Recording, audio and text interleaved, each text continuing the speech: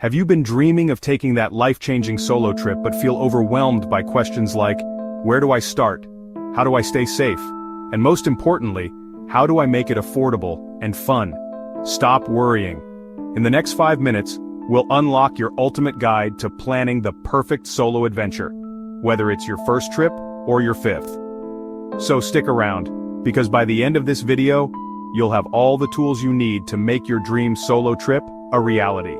Traveling solo can seem scary, but trust me, it's one of the most empowering and rewarding experiences you'll ever have. In this guide, I'll cover 1. How to pick the right destination. 2. Smart budgeting tips. 3. Safety hacks every solo traveler must know. 4. Packing essentials. And the cherry on top, how to enjoy your solo trip without feeling lonely. First things first, where do you want to go? The world is your oyster.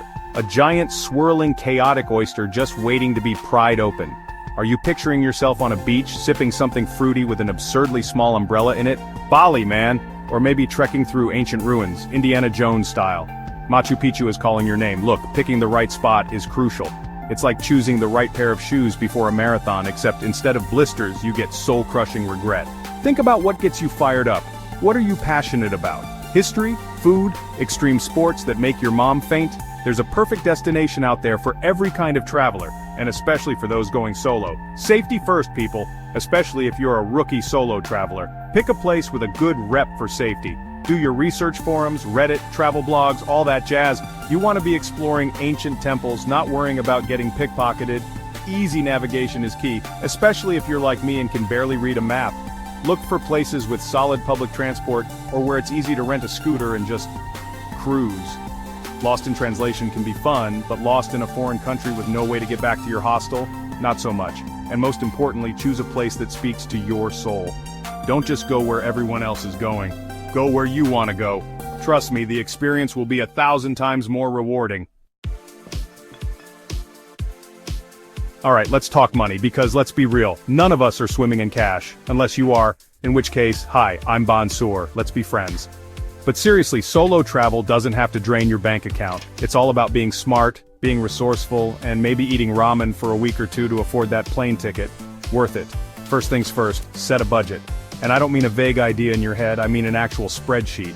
Break it down, flights, accommodation, food, transportation, activities, and a little extra for those oh crap moments. Trust me, they happen. Next up, find those deals. There are a million websites and apps out there dedicated to helping you travel on the cheap. Skyscanner, Google Flights, Kayak, they're your new best friends. And don't even get me started on accommodation. Hostels are your best bet for cheap social stays. Plus, you meet awesome people from all over the world. Airbnb is another great option, especially if you're craving a bit more privacy. Pro tip, always have an emergency fund stashed away, like physically separate from your other money. That way, if disaster strikes, you're not stranded in a foreign country with nothing but the clothes on your back and a half-eaten granola bar. Chapter 3. Staying safe out there. Solo travel safety hacks. Alright, let's get real for a second. Safety is non-negotiable, especially when you're flying solo. But don't let that scare you off. With a little common sense and some street smarts, you'll be absolutely fine. First things first, share your itinerary with someone you trust. Mom, dad, your best friend, your cat, whoever. Let them know where you're going, and when you expect to be back. And check in with them regularly. It's a small step that can make a huge difference.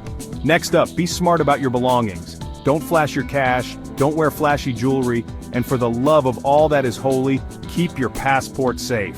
Get yourself a money belt, a hidden pouch, whatever it takes. Download safety apps like it's your job. Be safe, Google Maps offline, find my friends, whatever makes you feel secure, and familiarize yourself with local emergency numbers. Hopefully you won't need them, but it's always better to be safe than sorry. And finally, trust your gut. If something feels off, it probably is. Don't be afraid to walk away from a situation even if it means seeming rude. Your safety is more important than someone's hurt feelings.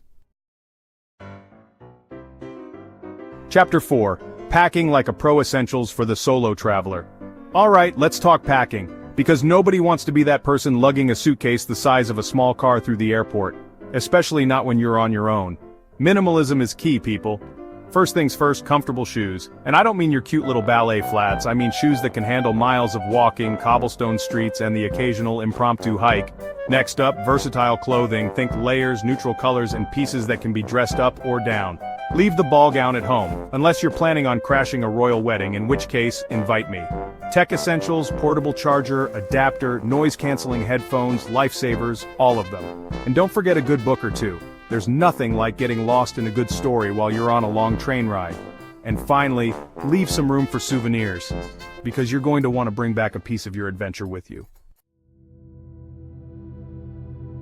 Chapter 5. Embracing the Solo Experience. How to enjoy your own company. Okay, here's the thing about solo travel. It's not about being alone, it's about enjoying your own company. It's about embracing the freedom, the flexibility, the joy of doing whatever you want, whenever you want. But let's be real, it can get lonely sometimes.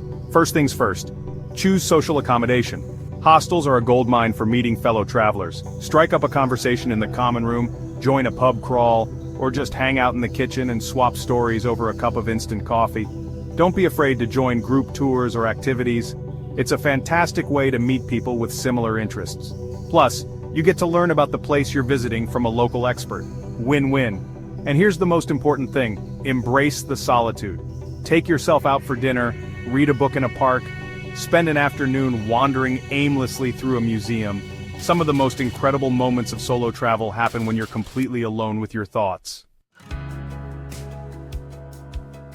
And there you have it, folks, your ultimate guide to planning the solo trip of your dreams. Trust me, it's easier than you think, and a million times more rewarding. Your dream solo trip is closer than you think. With the right planning, budgeting, and mindset, you can create unforgettable memories. So, where will your first or next solo trip be? Let me know in the comments below. If you found this guide helpful, hit that like button, subscribe, and share it with someone who's ready to pack their bags. Happy travels!